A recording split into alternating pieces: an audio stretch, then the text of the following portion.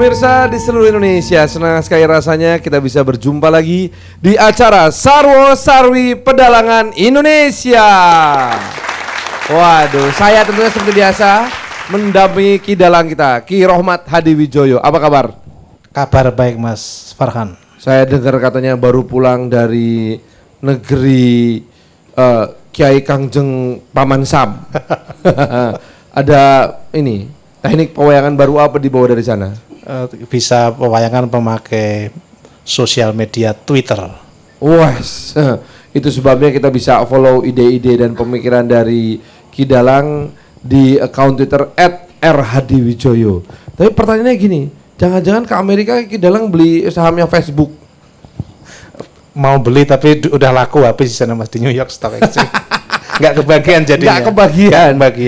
Nggak apa-apalah. Yang penting masih kebagian malam hari ini, karena kita juga masih kebagian waktu ngobrol dengan para tamu kita. Ini ada tamu kehormatan kita. Yang pertama ada Pak Kardaya Warnika. Selamat datang Pak. Terima kasih sudah datang Pak.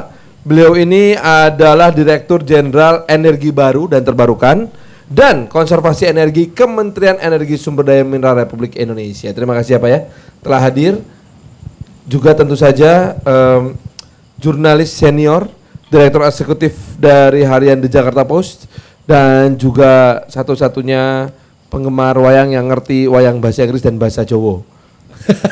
Terima kasih. Selamat malam Mas Farhan. Mas Riyadi Suparno, apa kabar Mas?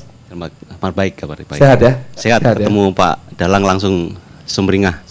Sumringah langsung kan gitu. Ki Dalang, ya. Mumpung ada Dirjen Ahli Energi Baru dan Terbarukan. Ini kira-kira apa yang bisa kita bahas di cerita yang pas dengan keahlian beliau nih? Jadi sebetulnya cerita ini udah saya tulis di harian Bisnis Indonesia. Jadi untuk mengenang apa itu jasa-jasa Bapak Wakil Menteri kita, Bapak Pak Wid, aku Profesor Wid, Profesor Wid. Wijayono Pratowidagdo. Parto Widagdo. Jadi beliau itu menghadapi krisis BBM yang berkepanjangan. Iya. Beliau naik ke Gunung Tambora sendirian kan begitu. Jalan sunyi menuju Tambora. Puncak Tambora. Nah, ini yang saya tulis di dalam Bisnis Indonesia itu.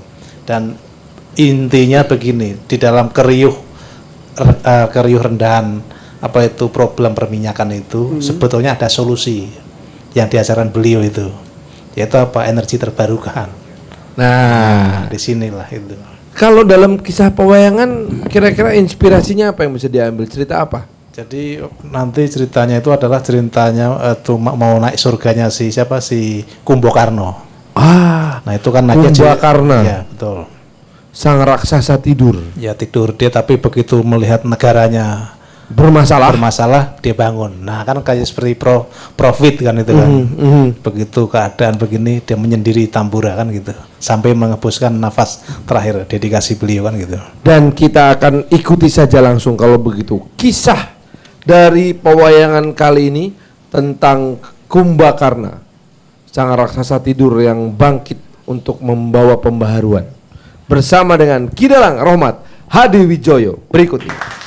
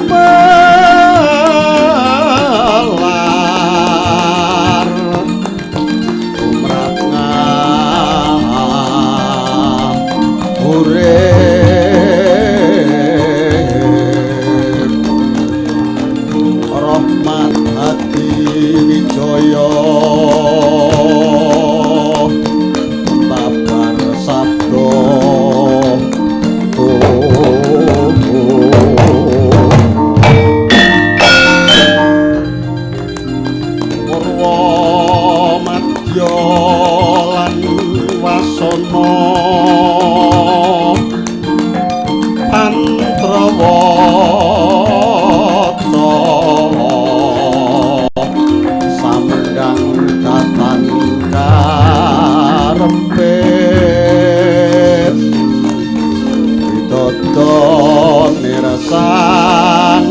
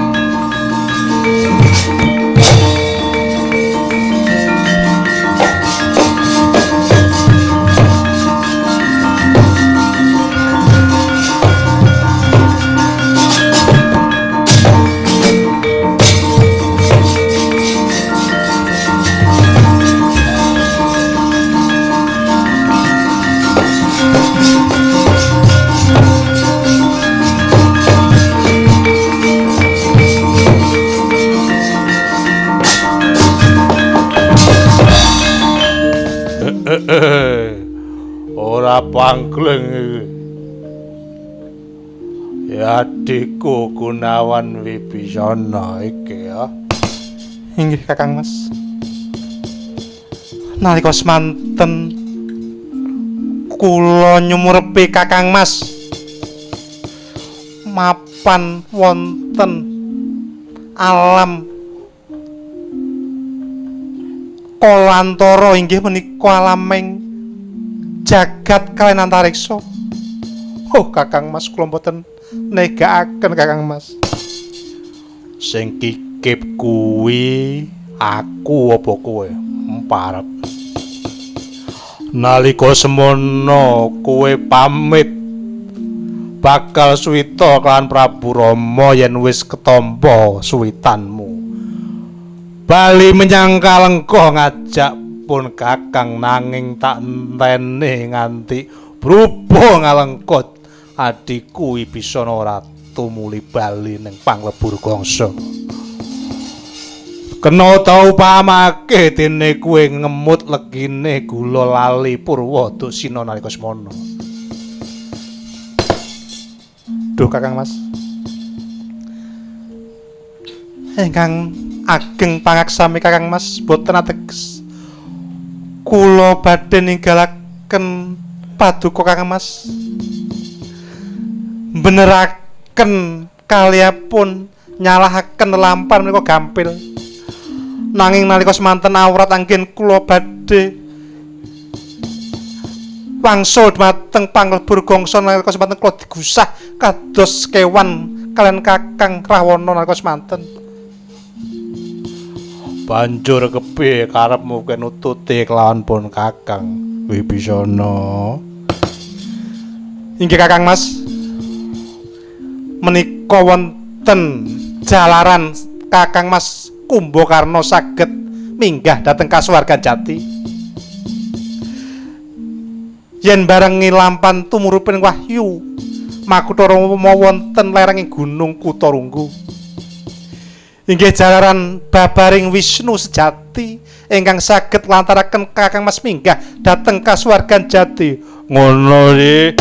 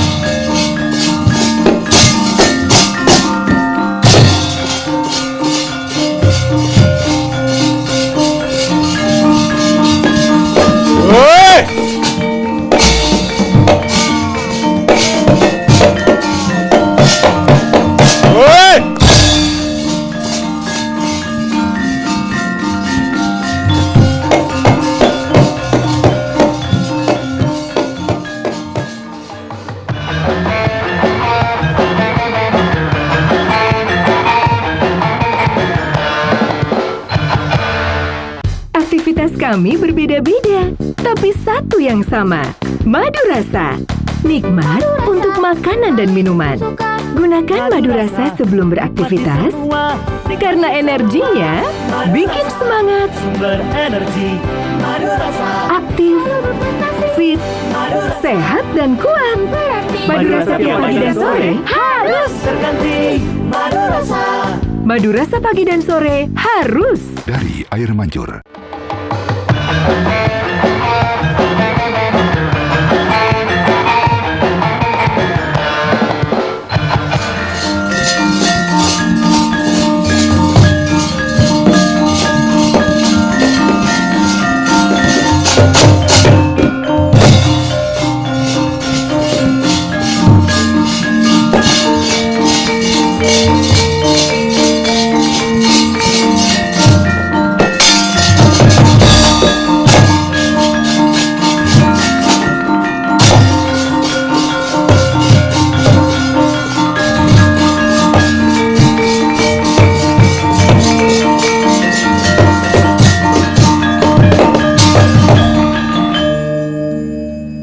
Arjuna, kula wonten pangendika ngadhawuh, Panembahan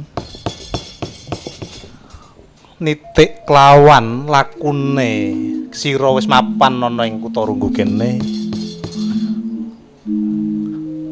Panjenengan ingsun bakal babaring Hastabrata dasar pimpinan kang kanggo mimpin praja nggonmu praja ing Ngamarta. Mula kene-kene aja kesuwen. Panjenengan ingsun bakal babar apa jadining Hastabrata. Lang-lang driya mangu kong kanduan rimang.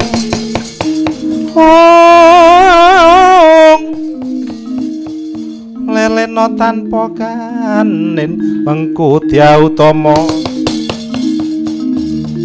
Lelena tanpa kanin mengku diautama. Arjuna lumadining satriya kelawan Alendra iku kang sepisan nyonto kelawan Surya. Pambekaning Surya paring pepadang kelawan makhluk ing alam donya lan bisa nguripi sadengah ing manungsa.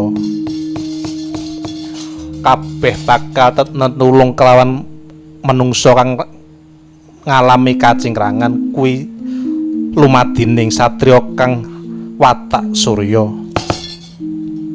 Dene kang angka loro lumadine satriya lan Nalendra kudu nyonto lan apa kang dadi candra utawa rembulan.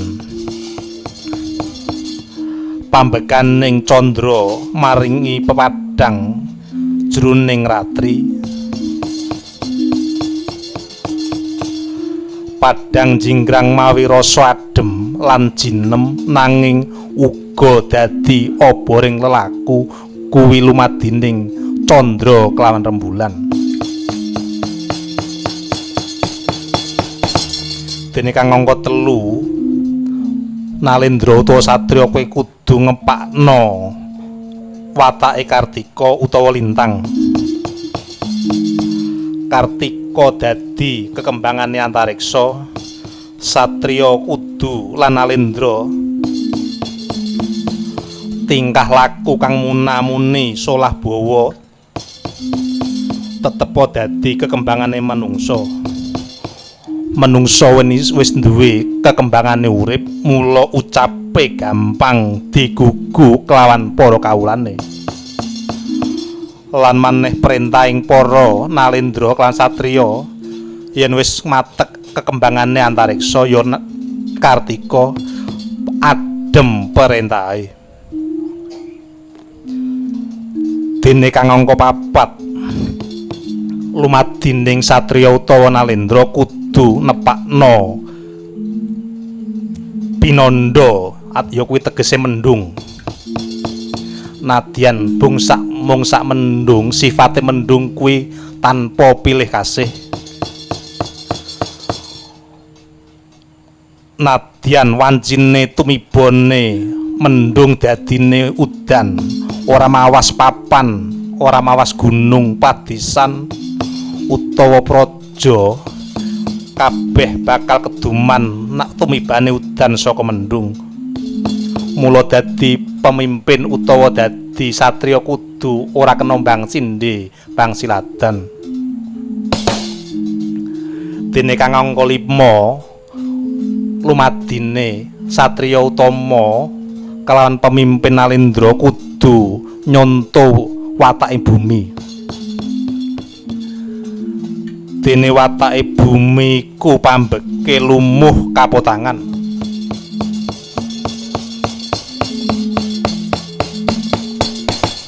Nadyan ketiban jagung tukule uga jagung, katiban pari tukule iya pari. Mula bumi watake kamot lan momot, tegese kamot dinciki apa wae ora tau kepireng sesambating bumi. Kuwi watake kamot. Dene bumi duwe watak momot, tegese bisa hanadai wadai kang sumelit. Mula lumadining para satriya kelawan para Nalendra niruwa kelawan bumi, aja sok sambat kelawan sapa wae. Yen perlu pemimpin kudu seneng nawur kawula, ngerti krasake apa dadi penderitaane para kawulane.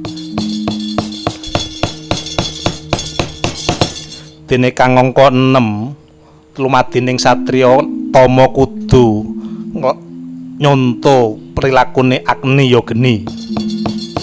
Geni kuwi duwe watak prambastra, mambrasta apa lelaku kang kurang utama. Yen kowe Nalendra tama lan satriya utama ora kena bedakake sapa wae sing nelak angger-anggering bebrayan agung, kudu dibrasta kaya dening mbulating latu utawa geni.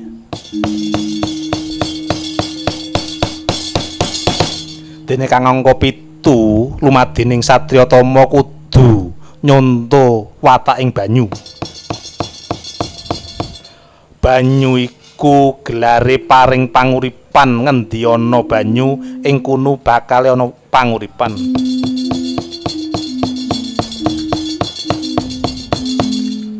Dene kang pungkasan ya kang angka 8 lumadining satriya kudu nyonto lakuning angin. Angin kuwi tegese manjing ing anjer-anjer. Lumadining para satriya lan pemimpin bangsa kudu bisa ngenakake kabeh para golongan sesama tanpa bedak-bedakake agama, ras lan asale. Iku wataking pemimpin. Arjuna iku mamengkono mau werdine Hastabrata wis rampung anggon ingsun medharake Hastabrata kelawan kulup Arjuna. Tan samar pamoring suksma sinuk maya winah ya ing ngasepi. Wong sinimpen telenging kalbu pambukaning warana, sinimpen telenging kalbu pambukaning warana. Duh panembahan, biar padang raos sing manah tubi midhangetaken andharanipun paduka inggih werdinipun Hastabrata.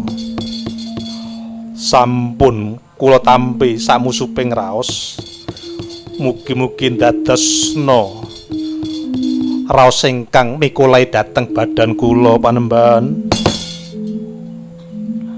Syukur mangkayu bagya Arjuna.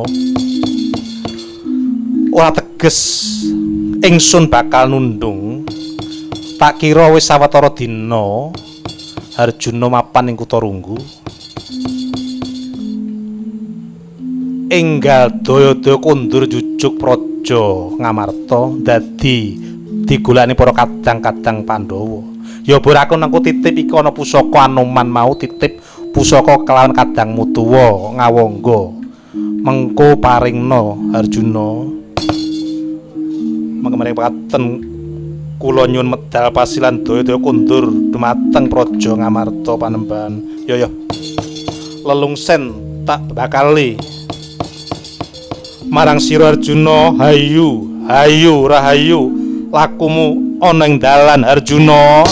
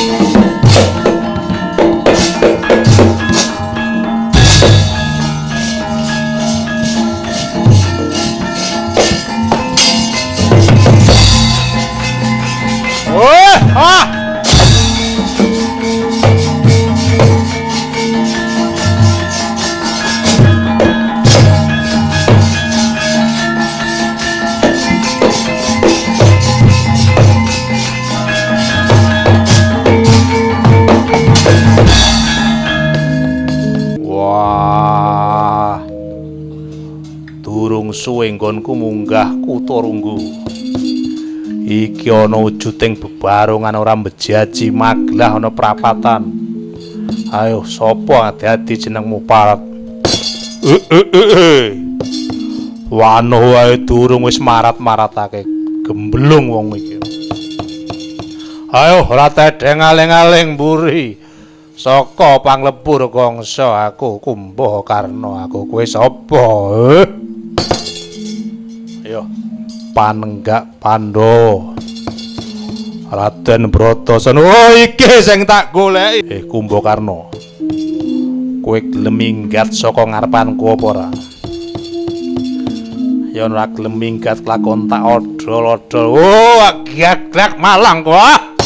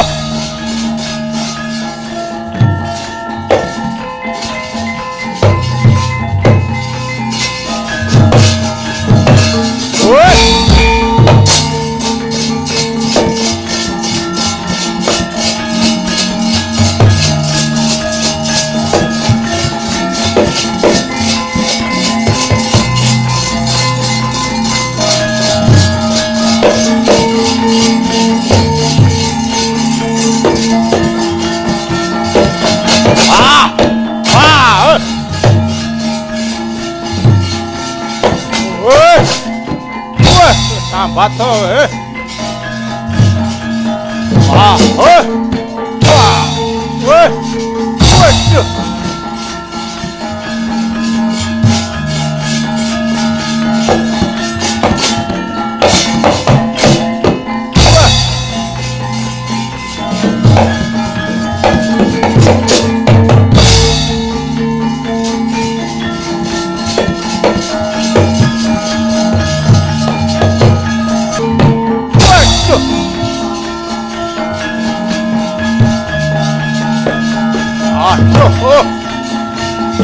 Ah! Wah! Ah!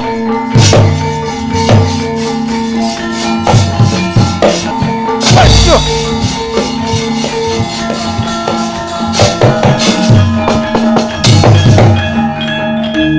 Cinandak dening Sang Bratasena Kumbakarna.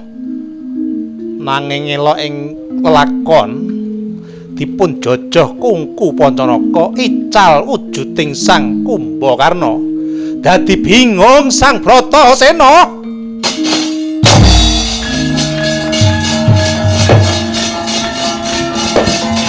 Woi!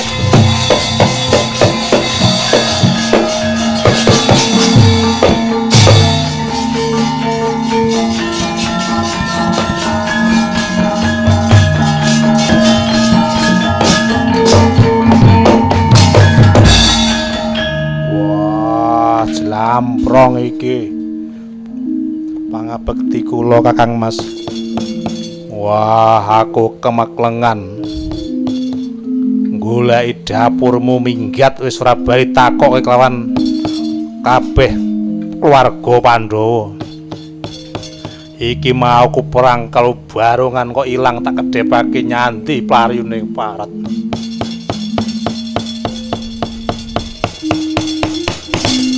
Kakang Mas, mugi kawuning ana bilih niki wau sirnanipun Kumbakarna inggih sang satriya saking Ngalengka Diraja manjing sajiwa dumateng paduka Kakang Mas. Nanging boten awujud butanipun, nanging kekuatan lan kesaktianipun dados tunggal kelawan paduka Kakang Mas. Wah, yen mengkono aku tambah kekuatan. Inggih Kakang Mas, ayo aja kesuwen dadi pangarep-arep para kadang suwi kula dherekaken Kakang Mas.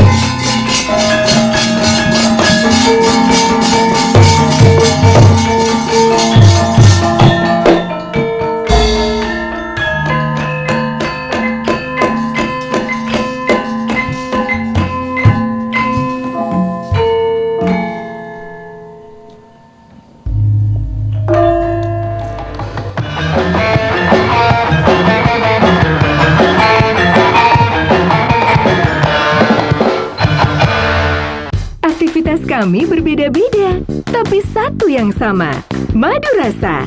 Nikmat untuk makanan dan minuman.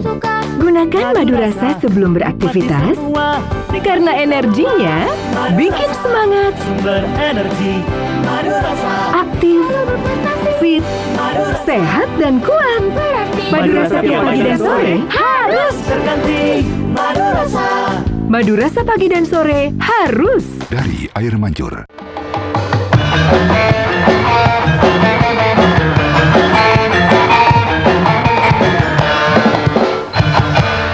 Nah pemirsa, kembali kita di Sarwo Sarwi Pedalangan Indonesia. Pemirsa televisi di seluruh Indonesia, apabila kita perhatikan kisah tadi tentang Kumbakarna, mungkin ada baiknya kita langsung tanya dulu pada Kidalang Rohmat Hadiwijoyo. Apa sebetulnya makna cerita dari Kumbakarna bangkit dari tidurnya ini? Sebetulnya Kumbakarna itu kan satrio anggota Tripomo. Tripomo itu Tri itu 3, Pomo itu utama, yang bisa dicontoh oleh doktrinnya itu oleh para satria, dan saat ini dicontoh oleh TNI kita. Jadi begitu negara membutuhkan, bangun kan gitu. Dan tidurnya jangan diartikan tidur ngorok, tidur benar-benarnya tidak ikut mencampuri urusan politik kalau tidak diperlukan, kan begitu. Nah ini kok ceritanya mirip dengan Profesor Witt gitu kan gitu, Pak Wamen itu begitu hiruk pikuknya argumentasi pro dan kon, BBM naik kan gitu, akhirnya beliau dengan caranya sendiri menyendiri naik Gunung Tambora kan iya. gitu. Dan tampaknya ini memicu saya pada sebuah pertanyaan kepada Pak Kardaya nih, Kidalang. Pak Kardaya, Anda pernah menjadi staf beliau, tidak lama memang, tapi kalau melihat reputasi Profit almarhum ini tampaknya sangat luar biasa ya. Kira-kira kesan kenangan apa yang begitu tertinggal di benak dan hati Pak Dirjen tentang Pak Wamen ini? Pak Wamen ini Pak Wijayono Parto-Widakdo itu saya kenal sejak tahun 71. Kebetulan kita sama-sama di ITB. Yeah. Pak Wamen 1 tahun, Pak Wijayono, Pak Wit 1 tahun lebih duluan dari saya.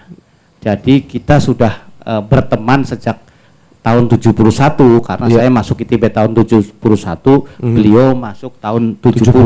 Jadi kita selalu kuliah bareng, apa bareng. Nah dilalah kebetulan ngambil S2 dengan jurusan yang sama, ngambil S3 dengan jurusan yang sama pula.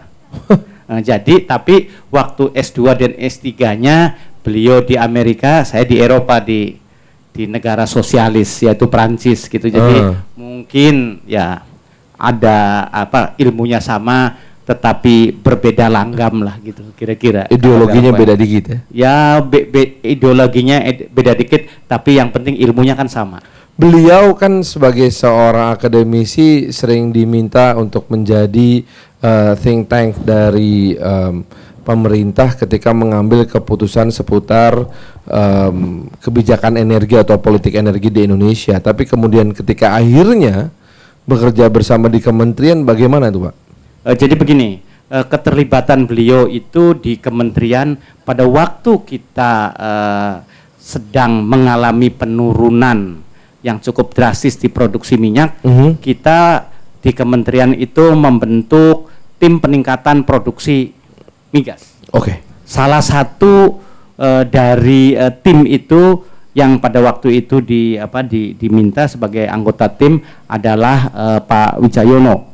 Selain di situ ada Profesor Kana, Profesor Septo, pokoknya semualah yang dianggap mumpuni dan para yang senior mantan Pertamina, mantan perusahaan minyak asing itu dikumpulkan untuk memikirkan bagaimana nih supaya produksi minyak kita itu bisa naik. Meningkat. Itu yang pertama. Ya. Lalu yang kedua, pada waktu kita membentuk, pemerintah itu membentuk sama-sama DPR itu yang namanya Dewan Energi Nasional, ya di situ Pak Wijayono juga itu mendaftar dan terpilih menjadi salah satu anggota daripada Dewan Energi Nasional.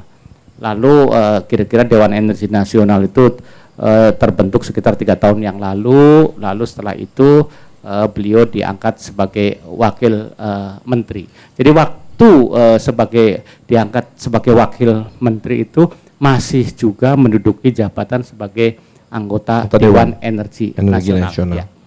Nah, kalau melihat dari apa yang pernah dinyatakan oleh beliau bahwa cadangan minyak kita ini sudah tinggal sedikit, tidak sekaya dulu lagi, sudah tidak waktunya lagi kita melakukan foya-foya dan boros BBM dan lain-lain, tentu artinya kita semua sebetulnya dipaksa untuk berpaling kepada energi baru dan terbarukan, energi alternatif kalau kata orang-orang.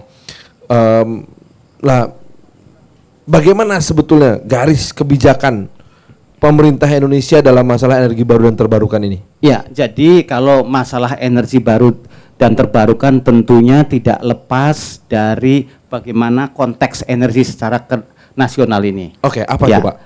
Begini, kita itu kebutuhan energi kita sangat besar.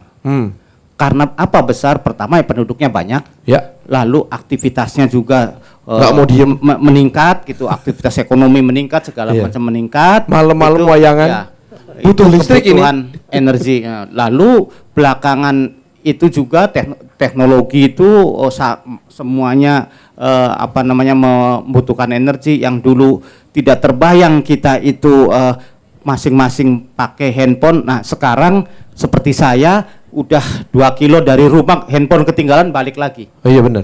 Artinya apa? Artinya manusia sekarang tidak bisa hidup secara nyaman, secara ini tanpa energi. Ya. Nah, kebutuhan energi Indonesia itu besar. Setelah besar, ningkatnya juga pesat.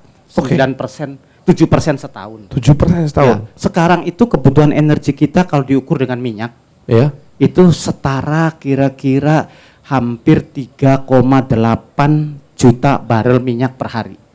3,8. Nah, Sementara produksi minyak kita hanya 900 ribuan kan? Nggak nyampe sekarang, 850 aja nggak nyampe. Waduh. Nah, lalu zaman dulu saya SR, lalu berganti jadi SD, selalu dalam buku ilmu bumi itu Indonesia kaya raya, kaya minyak segala macam gini-gini. Ya saya sih percaya aja ke guru itu. Iya dong. Iya, setelah saya sekolah ke luar negeri, loh kok Indonesia itu apanya yang kaya dibandingkan dengan Iran, jauh lebih banyak Iran dibandingkan Kuwait, itu gasnya kaya, dengan Belanda aja lebih banyak Belanda gasnya. Oh gitu ya? Iya, jadi makanya harus dirubah pendidikan itu, jangan bilang kaya.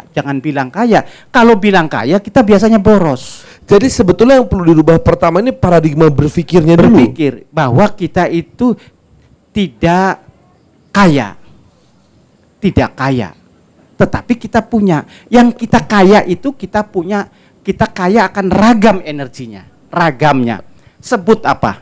Minyak kita punya, ya. Walaupun tidak banyak. Gas kita punya, angin. Batu bara kita punya, angin kita punya, panas bumi kita punya, air kita punya, energi dari tumbuh-tumbuhan kita punya, apa aja kita punya. Tetapi punyanya itu banyak, lalu jumlahnya tidak banyak misalkan di minyak. Makanya dalam ilmu ekonomi, kalau kita punya banyak itu permasalahan yang harus dilakukan bagaimana mengalokasikan. Pakailah yang kira-kira tersedia dan hindari kira-kira yang membawa kesengsaraan. Diversifikasi dan optimalisasi dari setiap pilihan-pilihan energi ini. Ya, teman saya almarhum Pak Wijayono sering menyampaikan diskusi dengan saya bahwa kita minyak nih sudah tinggal sedikit. Ya. Saya bilang bukan sedikit, sangat sedikit. Ya. Kalau kita ukur minyak itu, cadangan kita tuh 4 miliar barel. Ya. Kalau diproduksikan katakanlah, misalkan kita target kita 1 juta, ya 11 tahun habis. Kalau tidak ada penemuan baru. Bagi dunia perminyakan, 11 tahun itu artinya besok. Besoknya besok pagi, paginya subuh lagi. Waduh. Karena apa? Jangan-jangan sebelum imsak malah Pak. Iya, karena untuk cari minyak lalu sampai memproduksikan itu di Indonesia butuh lebih dari 15 tahun. Ya keburu habis dong. Nah, iya makanya.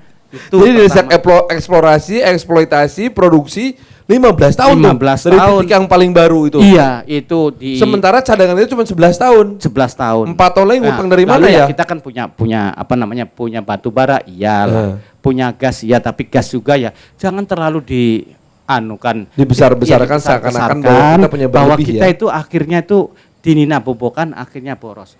Kita ini terkenal sebagai negara yang paling boros dalam memakai energi. Paling boros. Sebentar Pak, saya ingin beralih dulu sebentar ke Mas Riyadi. Mas Riyadi, kalau begitu, kalau kita tempatkan diri kita nih sebagai konsumen energi secara kritis, apa kira-kira pertanyaan yang paling penting untuk diri kita sendiri. What is the most important question that we have to address to ourselves? Mungkin kalau saya lihat, mungkin saya nyambung dulu ya dengan Pak Wardah. monggo. Nanti kemudian saya refer ke Mas Farhan.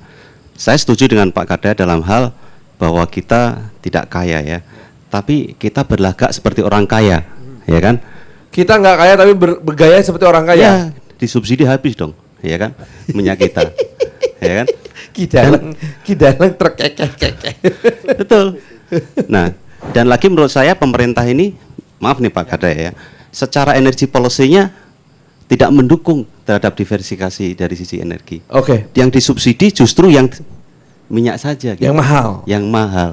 Dan seharusnya harus ada policy yang mendrive bahwa kita ya, saya mengkonsumsi energi yang sebetulnya lebih banyak, ya kan? Misalkan saya bagaimana mengencourage saya untuk memasang solar panel, misalkan mengencourage saya bagaimana memasang misalnya energi angin, whatever lah ya, yang kira-kira bisa saya konsumsi gitu.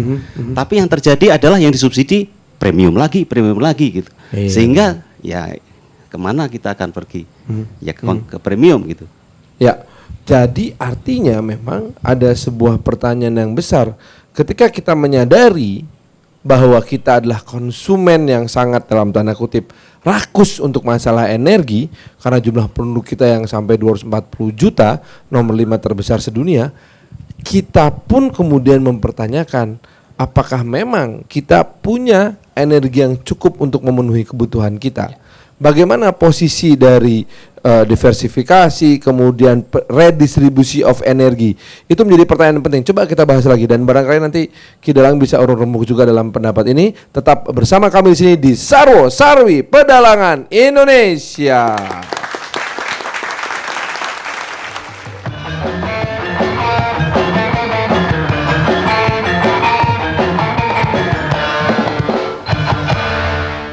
Selamat datang di dunia madu rasa.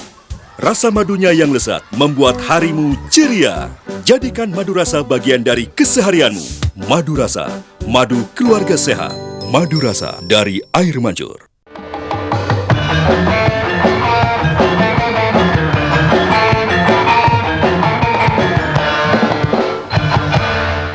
Pemirsa, terima kasih masih bersama kami di Sarwo Sarwi Pedalangan Indonesia. Ada pertanyaan yang besar sekali ketika kita menjadi bangsa yang memang rakus berenergi, tapi sebetulnya, waduh, energi utama kita yang namanya BBM dan gas ini sedikit kok ya. Tampaknya kita menghadapi sebuah masalah, krisis. Ki Dalang, kalau dalam pandangan Ki Dalang, toh Ki Dalang juga mengenal sedikit industri energi. Itu sekritis apa sebetulnya masalah energi di Indonesia ini? Sebetulnya seperti yang dikatakan Profesor Pak Kardaya tadi, udah S3 harus sebut profesor kan gitu kan. Jadi memang ragamnya banyak. Lah kita sendiri itu di analogi di masyarakat kita itu yang namanya energi cuma minyak dan gas. Nah sebetulnya kalau kita bersyukur itu panas bumi itu merupakan potensi yang luar biasa. Dan ironisnya panas bumi itu tidak diakui, seakan bingung atau mengakui adanya panas bumi setelah orang lain yang berbicara. Waktu Al Gore, wakil presiden Amerika periode sebelumnya itu bersanding. Zamannya Clinton. Ya, Clinton kan sowan ke Pak SBY. Dia bilang bahwa Indonesia itu adalah potensi negara panas bumi terbesar ketiga Pak ya. Pertama di dunia yaitu 27.000 megawatt sekitar itu yang sudah ditemukan. Itu kan ibarat gunung yang sudah mati, itu diambil steamnya, panasnya, terus uapnya bisa menggerakkan turbin. Nah, Ki Dalang tahu karena Ki Dalang tukang bornya itu, jadi tahu kan. Gitu. Jadi ini belum dioptimalkan Mas itu Mas. Nah, kalau misalnya seperti menyambung pernyataannya Mas Riyadi tadi itu, kalau energi itu tidak harus cuma satu, minyak dan gas bisa diversifikasi. Nah, saya pikir kalau di Malaysia itu orang membeli minyak membeli energi dari panas bumi itu malah dapat premium. Membelinya itu 3 kali lipat. Karena apa? Ramah lingkungan. Nah, akhirnya dipentes Mas, swasta suruh kerja sendiri. Enggak ada yang subsidi. Bank juga enggak mau biayain. Waduh, bank itu nggak ada, sampai saat ini belum ada yang membiayai pengeboran panas bumi. Belum ada ya? Belum ada. Jadi pakai venture capital atau kapital sendiri gitu? Kapital sendiri. Waduh. Rebonya untuk eksplorasinya kan gitu. Padahal satu sumur itu biayanya 50 miliar. Itu sebabnya Ki Dalang itu lebih memilih profesi utamanya adalah dalang. Ngebor itu sampingan ya toh? Sampingan, nah, betul. Iya. Didukung pemerintahnya. Oke, kalau begitu saya ingin mencoba menempatkan diri kita dalam posisi yang kritis lagi ya, Mas Riyadi. Artinya gini, ada apa dengan energi minyak dan gas? Apakah memang ada ini nih konspirasi dunia gitu? Menurut saya sih nggak usah lah konspirasi. Aneh itu. Nggak usah. Kita lihat memang ini sebetulnya politis sekali ya.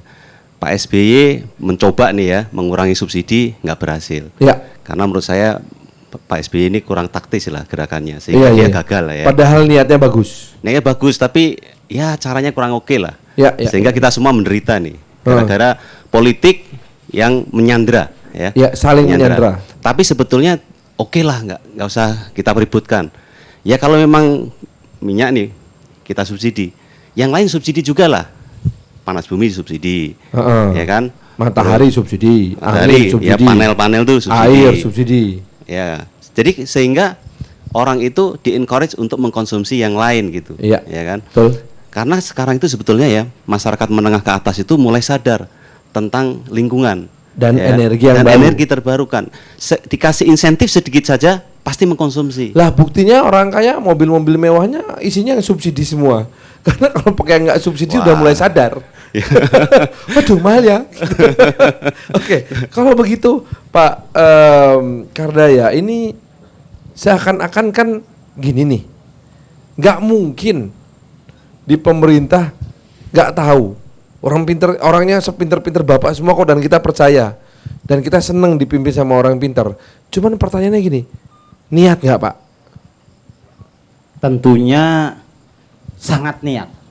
Buktinya? Begini, ya buktinya artinya kita memikirkan bahwa kita tuh energi itu berat. Kalau pakai mengandalkan minyak saja, mengandalkan gas saja, maka kita itu sebetulnya menurut kami, menurut saya, bahwa manusia di apa namanya oleh Tuhan itu lahir di Indonesia, ini makannya, ini energinya, ini segala macam sudah diatur. Dan ada tujuannya? Ada tujuannya. Lalu kita di Indonesia dikasih sama Tuhan, ada matahari, itu sumber energi utama. Ya. Lalu di sini ada air, ada panas bumi, ada angin, ada sapi kotorannya bisa dipakai untuk bikin gas segala macam. Ya mbok ini yang dipakai duluan. Karena seperti yang disampaikan tadi oleh Ki Dalang dalam bisnis sampingannya Ki Dalang yaitu panas bumi. Panas bumi itu kalau nggak dipakai di kita di sini di tempat itu, maka tidak bisa diekspor. Namanya uap panas itu kalau diekspor nggak usah sampai Belanda, sampai di Singapura aja udah jadi air. Untuk apa? Nguap. Dari Bogor dibawa ke sini aja ya jadi air. Jadi namanya sumber energi yang itu harus dimanfaatkan semaksimal mungkin di situ. Nah, artinya kita namanya mensyukuri nikmat Tuhan. Nah, minyak, batu bara yang banyak mengeluarkan emisi, yang kotor, yang bikin polusi, ya itu sih biar aja kita ekspor. Kita ekspor, polusinya telanlah sama orang di luar, uangnya marilah untuk kita nanti untuk mensubsidi tadi itu subsidi panas bumi, matahari. Nah itu sekarang sebelum ditanya pasti nanti ditanya biasanya ke saya, apa sih kesulitannya dalam mengembangkan energi terbarukan itu? Yang faktor yang paling menyulitkan karena bagi pemakai itu ujung-ujungnya berapa duit yang dikeluarkan untuk membeli energi. Nah, yang susahnya ini energi terbarukan itu tidak disubsidi, tetapi energi yang akan kita ganti BBM disubsidi habis-habisan. Ya artinya kalau ini disubsidi habis-habisan, ya harganya rendah. Orang pemakai nggak bakalan mau pakai yang energi mahal. Jadi salah satu caranya adalah ya memang kalau bisa ya subsidi BBM dicabut, tetapi kan tidak gampang. Tidak gampang. Dikurangi pun itu gampang diucapkan tetapi pasti sulit Jadi dilaksanakan. akhirnya memang Ya, tersangkut kalau di wacana politik. Ya dong. kalau bisa, oke lah. Kita sudah punya pengalaman. Ini subsidi terserah lah kalau nggak mau dicabut. Tetapi yang ini tuh disubsidi juga dong, supaya begitu ini murah, yang ini disubsidi jadi murah. Orang beralih. Ini Pak Dirjen ngomong ke menteri apa ngomong ke Menteri Keuangan nih Pak? Kita ngomong ke wakil rakyat, ngomong ke siapa-siapa itu begitu. Karena di negara lain juga kalau orang memproduksikan katakanlah energi terbarukan, produsennya dikasih insentif. Minimal dapat insentif pajak. Pajak atau apa segala macam. Lalu yang make, misalkan di Cina itu, pakai listriknya dari mana nih? Dari panas bumi. Dari panas bumi. You itu nanti dibebaskan pajak ini. Dikasih ini. Jadi dari segala sisi itu didorong. Makanya di sana berkembangnya cepat. Mudah-mudahan kita mengarah ke situ. Oke. Mengarah Kendalanya di politik atau memang di keuangan negara? Begini. Ya, Artinya keuangan negara saya bicara soal kemampuan. Ya, tergantung daripada kita bicaranya di mana. Kalau bicara untuk mengurangi subsidi BBM, ya kita tahulah kendalanya itu. Walaupun tujuannya bagus segala macam, tetapi kan belum berhasil. Itu masalah politik. Nah, masalah apa namanya? Kemampuan keuangan negara. Ya kita kan tidak semuanya harus dibiayai oleh negara. Bisa oleh investor. Investor tuh kalkulasinya adalah kalkulasi uang. Pasti. Iya. Nah, kalau tidak ini ya kita kasih insentif, kita kasih rangsangan, kita kasih apa-apa sedemikian rupa sehingga dia betah dan pengen datang ke Indonesia. Mas Riyadi, maaf Pak, saya potong sedikit. Kalau begitu artinya apakah kita ini masih terbelenggu oleh penyanderaan secara politik? Menurut saya tergantung playernya. Mungkin kita nggak akan pernah dapat mengurangi subsidi sampai 2014 ya. Oke. Tapi paling enggak setelah 2014 kita bisa dong pilih yang kira-kira punya gut Untuk? ya kan? Ya untuk melawan politik-politik yang sandera menyandera itu. Sebetulnya permasalahan energi itu karena campur tangan politik yang terlalu banyak. Serahkan Pak Kardaya dah rapi dari. Sebetulnya gini, bahwa kita ini belum telat. Kita harus memakai energi terbarukan ini the only way untuk kita bisa survive. Bapak punya roadmap-nya nggak Pak? Ada. Sampai tahun berapa kira-kira kita mulai secara optimal menggunakan energi terbarukan? Kita targetkan dalam tahun 2025 itu pangsa energi terbarukan kita itu naik, yang sekarang hanya 5% juga nggak nyampe menjadi 25%. Jadi kita punya visi so-called 25, artinya di tahun 2025 pangsa energi terbarukan itu menempati 25%. Kalau 25% artinya mungkin hampir 10 kali lipat dari yang sekarang. Dan insya Allah umur saya waktu 2025 baru 55 tahun. Kalau dikasih umur saya masih bisa menikmati energi terbarukan yang mayoritas di Indonesia. Lagi matang-matangnya kalau 55 ini. Wah, Bapak umur berapa sekarang Pak? Ya udah lebih dari situlah. Udah lewat dari matang Pak. Kalau begitu terima kasih loh Pak, udah sama-sama dengan kita ya Pak, berbagi visi dengan seorang pembuat kebijakan sekaligus juga seorang ilmuwan seperti Pak Kardaya ini memang sangat menarik ya. Mas Riyadi, makasih juga. Terima kasih. Insya Allah nanti kita bisa menemukan energi terbaru. Kidalang, Tos jarak jauh. tos jarak jauh, selamat menggali dan ngebor, walaupun tidak seperti Inul. Demikian Sarwa-Sarwi Pedalangan Indonesia. Sampai jumpa di lain kesempatan. Saya Farhan. Wassalam.